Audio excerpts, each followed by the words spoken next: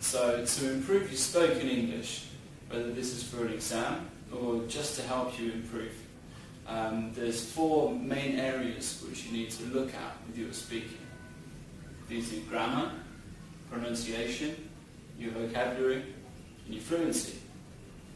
Now, all of these 4 areas are all really important. But it's also very important that you can look at yourself and listen to yourself speaking and try to notice the mistakes that you make. Because if you can do that, then it's a really good way to help you improve. A good way to help you do this is to play a quick game.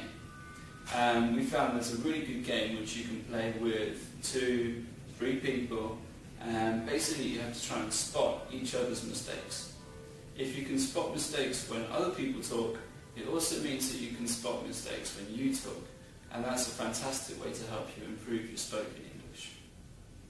So the fluency part of this is maybe the one that's not quite so easy for non-native speakers to understand. How do you know if you're a fluent speaker or if you're a very good speaker, and what makes the difference between the two? 2 important things which you need to look out for are repeating words and repeating grammar patterns, and also pausing. These 2 things will really make a difference to your level of spoken English.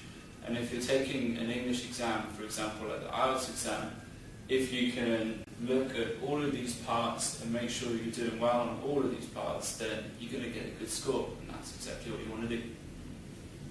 So, when we play the game, basically there will be 2 people, and the first person will suggest a topic.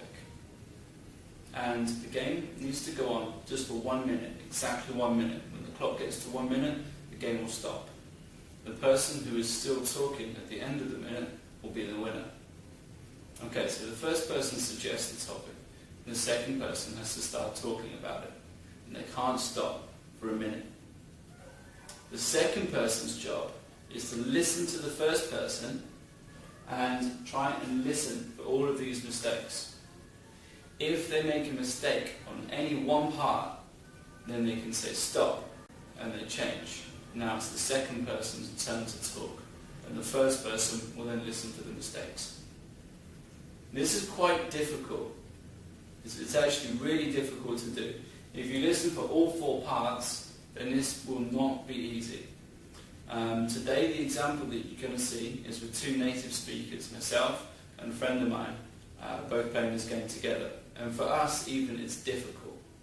So for you at home, for non-native speakers trying to improve your English, the best way will be just to choose one part. So maybe this time you choose grammar, next time you choose pronunciation. Just listen out for those mistakes, otherwise it might be too difficult. Obviously, if you find that that's easy and you can do it and it's no problem, then sure, try and do it with 2 parts or 3 parts. And then eventually you can do all 4 parts and you'll be even better than us. If you want to listen to any more examples of this, you can go to the BBC's website. If you go to BBC and then look for iPlayer, so BBC Radio 4, and then look for the iPlayer, and I believe it's called Just a Minute.